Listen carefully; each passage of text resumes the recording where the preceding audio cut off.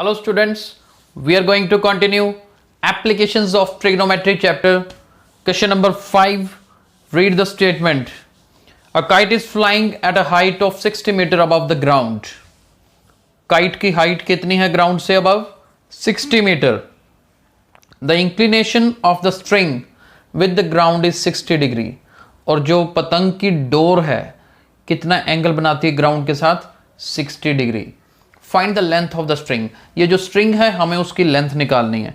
बहुत ही आसान क्वेश्चन है. इसकी डायग्राम बनाते हैं. ये देखिए, लेट्स सपोज ये जो ऊपर पॉइंट लेते हैं ए पॉइंट पे हमारी काइट है और ये बी पॉइंट ग्राउंड के ऊपर है. ये हाइट कितनी है? 60 मीटर. ओके. और इधर जो स्ट्रिंग है वो सी पॉइंट पे बांध रखी है, यानी कि पतंग से जो स्ट्रिंग आती है उसे सी पॉइंट तक बांध रखा है. और ये एंगल ऑफ इंक्लिनेशन, ये एंगल कितना दे रखा है? 60 degree. What we need to find? We need to find length of the string. That means we need to find value of AC. And this is given as 60 meter. That means height of the kite is 60 meter. तो चलिए इस triangle में, in triangle ABC, देखना यह है कि कौन सी trigonometric ratio हम यूज करेंगे. ये 90 डिग्री एंगल है, ये बेस होगा 90 और एंगल के बीच वाला बेस होता है. इधर परपेंडिकुलर, ये हाइपोटेन्यूज. तो P और H का रिलेशन लगेगा क्योंकि परपेंडिकुलर गिवन है, हाइपोटेन्यूज निकालना है. P और H का रिलेशन होता है साइन का. That means sign 60. अब साइन 60 की वैल्यू क्या होती है? √3/2. Perpendicular is AB, hypotenuse is AC. Right. तो चलिए वैल्यू फिल करनी है और कुछ नहीं करना है. यहां पर AB की वैल्यू कितनी है? 60. नीचे AC आया, क्रॉस मल्टीप्लाई कर देते हैं. यहाँ पे कर रहे हैं, AC को √3 से मल्टीप्लाई करेंगे तो √3 AC आएगा. 60 को 2 से कर देंगे तो 120. तो यहाँ से AC की वैल्यू 120/√3. रैशनलाइज कर देते हैं √3 ख़त्म करने के लिए. तो 120/√3 और नीचे 3 आ जाएगा. इन दोनों की प्रोडक्ट 3 होगी. 3 से कट गया 40. That means 40√3 metre. राइट. तो यानी कि how will we write at the end? Length of the string, it is equal to 40√3 metre. तो मुश्किल नहीं है, देखो बिल्कुल सिंपल क्वेश्चन है.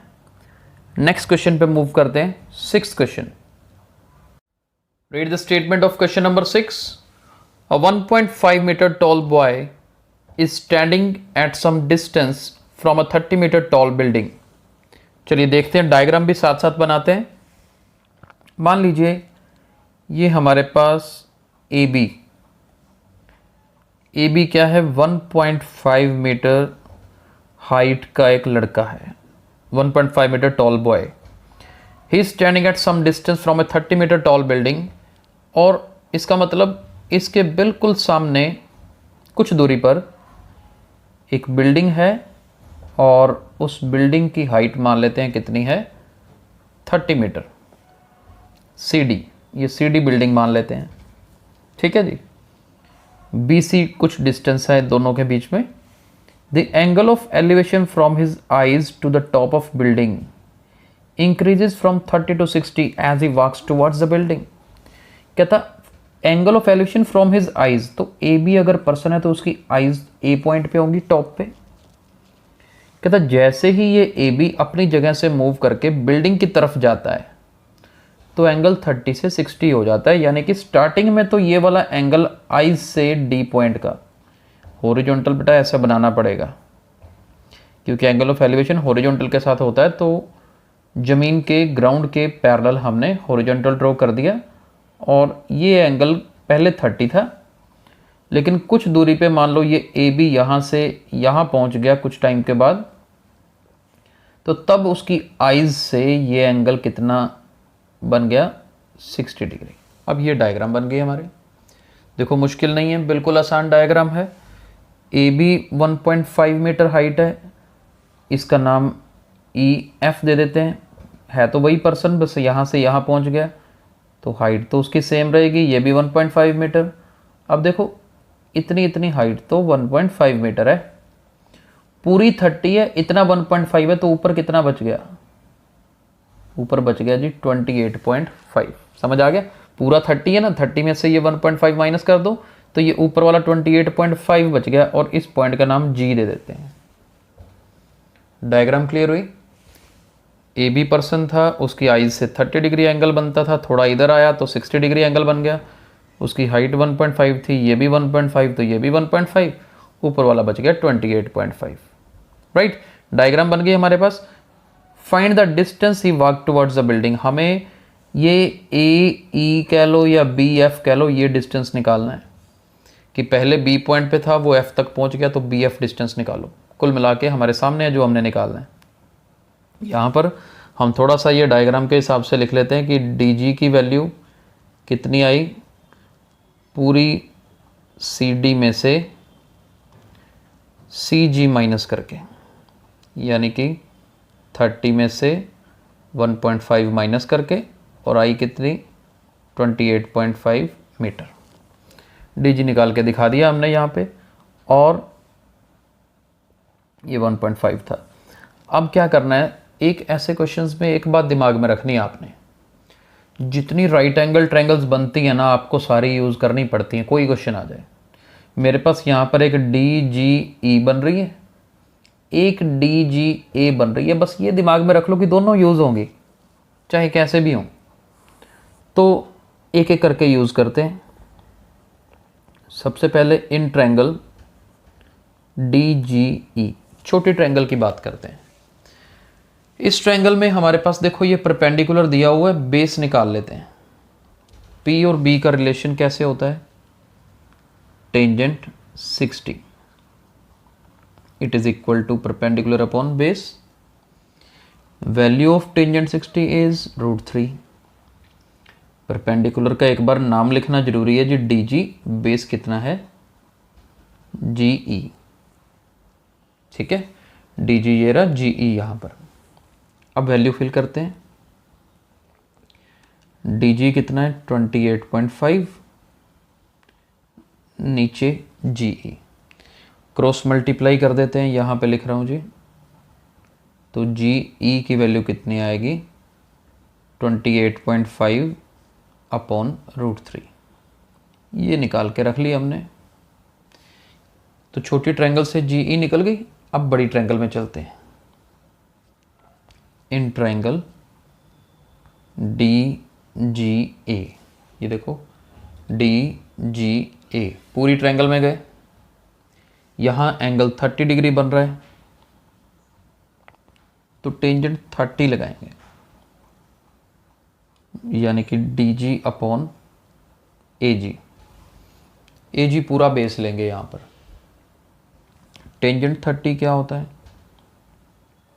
1/√3।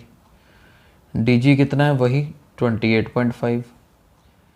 ए जी निकाल लेते हैं, क्रॉस मल्टीप्लाई करेंगे तो ए जी कितना आएगा जी 28.5 √3 मीटर। जी ई भी मीटर में था, ये भी मीटर में है।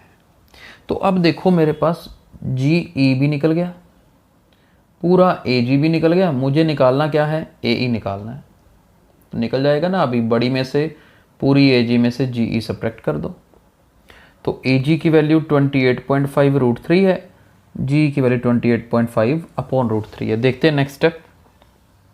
अब ये वैल्यूज़ याद रखनी है, ठीक है, वैल्यू नहीं भूलनी है आपने। आगे चलते हैं। नाउ अब हमने क्या निकालना था जी, हमने तो ए ई निकालना था। ए ई किसके इक्वल है, पूरी ए जी में से जी ई माइनस कर दो तो ए ई आ जाता है। ए जी की वैल्यू पूरी यहाँ पर नीचे निकाली थी ना अभी, 28.5 रूट थ्री, जी ई की 28.5 अपॉन रूट थ्री। तो एक काम करते हैं, 28.5 common, root three minus 1 by root three, ये हमारा ब्रैकेट के अंदर आ गया। 28.5 रूट थ्री एलसीएम ले लो, रूट थ्री को रूट थ्री से किया 3 माइनस 1, 3 माइनस 1 करोगे 2 आएगा, और 2 को 28.5 से मल्टीप्लाई करोगे तो 57 आएगा।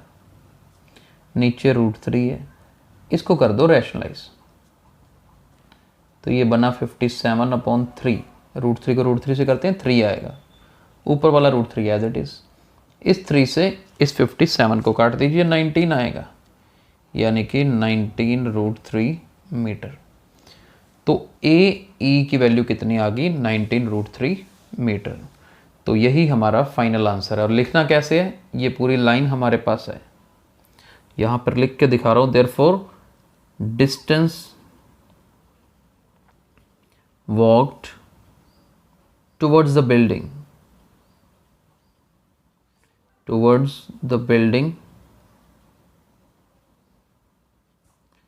Is equal to 19 root three metre. मुश्किल नहीं है, बिल्कुल आसान है। मैंने आपसे कहा बस इतना याद रखना, जितनी राइट एंगल ट्रायंगल्स बन रही हैं ना, लगभग हमें हर क्वेश्चन में उन राइट एंगल ट्रायंगल्स में जाना पड़ेगा। एक एक बार जाओगे आप, अपने आप रास्ता निकल के आ जाएगा कि करना क्या है। राइट, तो आज हमने 2 क्वेश्चन कवर किए, कल हम आगे कंटिन्यू करेंगे। Thank you.